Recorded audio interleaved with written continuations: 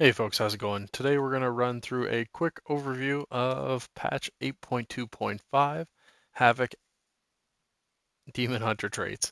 So what you're going to see here really quick, we're going to touch briefly on the Asteroid Essences. If you're not aware, the condensed life force, you obtain that through advancing the storyline in, well, it's actually in the Eternal Palace raid itself. You've got to keep pushing and pick up a number of aqueous relicularies and stack them up. As you get them built up, this Azurite trait really pulls away from the rest of the pack. Once you can get up into rank 2, it almost beats out all the remaining rank 3s with the exception of Crucible of Flame. So really try to load up if you're looking to play from a single target standpoint. Condensed Life Force is the way to go. From multi-target, however, Essence of Focusing Iris is head and shoulders above the rest. And you're going to pick that up from pushing Mythic Plus dungeons, so take some time to pick it up. Alternatively, Blood of the Enemy and Purification protocols are there, but they're really 2/3 of what the essence of the focusing iris provides at once you get to rank 2, let alone rank 3. So make some time, put in some effort to pick this up. It'll pay for itself really quick. So load up on that, condensed life force, even the Crucible of Flame is a top end if you just aren't a big raider, but you are willing to advance the storyline with your Demon Hunter. As far as minor essences go, Crucible of Flame, Condensed Life Force, and Conflict and Strife are probably some of your top end minor abilities. So make a little bit of effort and you'll be able to pick that up. So if you're wondering what the best stats are, from a high-end standpoint, Demon Hunters are actually going to prioritize agility, then verse, crit, haste and mastery. Really, agility is going to top them all. Verse is roughly better than or equal to crit, and crit is roughly better than or equal to haste. All of them are better than mastery. However, when you go to AoE, agility is still top dog, but it starts to get a little mixed up. Versatility gains a little bit of value. Crit, this is one of the few specs that has haste so far down, 4th overall as far as abilities go. So worth checking those things because agility is just the king of the stats. So we'll take a little bit of time to check that out. Alternatively, if you're not fully up to speed or versed in terms of the Azurite traits that you should be prioritizing from a single target standpoint, it's Undulating Tides. That and Furious Gaze are some of the best you can hope to pick up. After that, Endless Hunger and Ancient's Bulwark are kind of the next tier. Alternatively, if you want to go with more of a hectic add cleave type approach, Eyes of Rage, Furious Gaze, Champions of Azeroth, and Treacherous Covenant are all really close. So take a little bit of time. Honestly, between your stats and what your Azerite traits should be, I think everybody, if you're looking to advance or do a little bit more than just average gameplay, you probably should be looking at what simulations look like and figuring out how you can best maximize your skills and really the DPS that you're able to bring to the table. So finally, as far as rotations go, um, I'm going to break it down into a couple of rotations. Demon Hunter can actually be pretty complex from an optimization standpoint, or it can be pretty simple. So there's quite a few different builds here. We'll touch briefly on each of them. If you want to go with a single target opener, go with your Immolation Aura. This is for your demonic build. Go with your pre-pot, then drop your Metamorphosis. Go with your Death Sweep right away, Demon Bite, Eye Beam, and then Annihilation. And now you're into your simple rotation of Dark Slash, Fell Barrage if you've got Metamorphosis up, Eye Beam, Death Sweep. That's if you've got a First Blood talented, or with multiple targets. If you've got more than 2, go with Trial of Ruin, or 3, go to Blade Dance.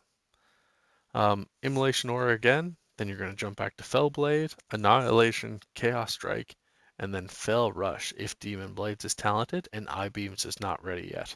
So keep that in mind. There's a little perk in order to maintain the use of your Fell Rush. Don't fall asleep on that.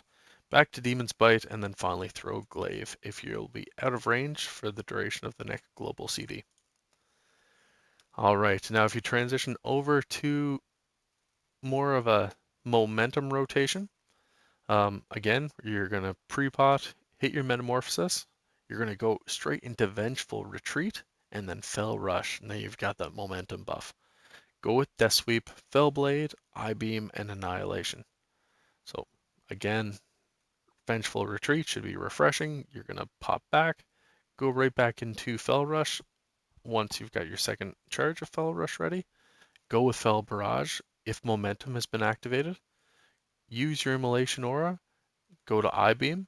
Again, you're going to go to Death Sweep or Blade Dance if Metamorphosis isn't ready.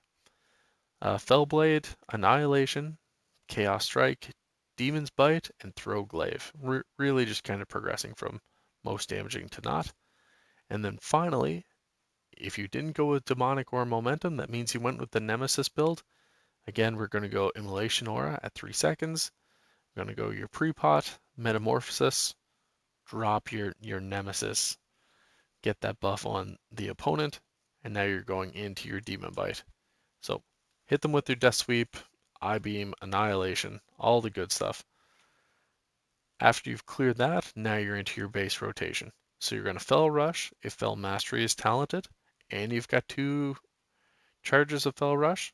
Then you're going back to Fell Barrage, Immolation Aura, I-Beam, Death Sweep or Blade Dance, Fell Blade, Annihilation, Chaos Strike, followed by Demon's Bite, and then Fell Rush again if you're limited down to Demon's Blades. And then again, if you're really out of range, just toss a Throw Glaive just to let them know you're still around. All right. So that is the simple openers and rotation. If you really want to get into a Dark Slash list or a Demonic list, Momentum list, or Nemesis list, it gets pretty complicated, folks. I actually suggest going out, check out either some of the builds that are out there on Discord, or if you are even less familiar than that with Demon Hunters, go check out the Wowhead webpage. Icy Veins has a real simplistic breakdown, similar to what I just reviewed, but you don't want to go a whole lot more simple than that, but I don't want to lose everyone tonight by going into the deep core parts of this rotation, because advanced momentum and advanced offensive and cooldown usage is pretty extreme for Demon Hunters. They can be a ton of fun. I really suggest getting to know what their capabilities are, and it gets really fun from there.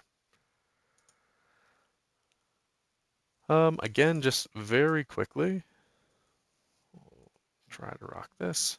We're going to look at the talent builds that I'm going with. So for me, as I have been playing my Demon Hunter a little more casually, this is kind of where we've landed. A little bit less focus on the talent build and a little more focus on where it is we're going to go. So as a casual Demon Hunter, I go with Blind Fury, Immolation Aura, Trial of Ruin. Really, this 104 or Tier 4 talent, it's just applicable to whatever you want. I like Leech. I don't think Demon Hunters have a ton of self-heal, so this is really helpful. Then I go First Blood, Unleashed Power, and then Demonic. Really straightforward demon build.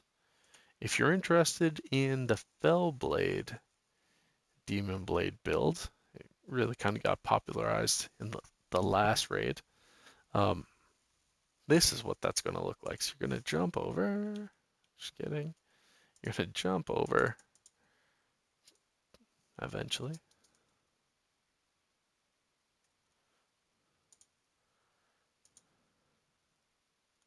Not in rest area anymore.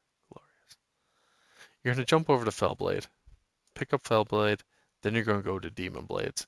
That really increases the the extra shadow damage that comes from your passive abilities, but there's a few complexities with them. Oh yeah. So up we go. Let me show you what this build looks like. This wasn't a present build in Legion, so it's a little bit of fun as it plays out now. I think it's worth the review.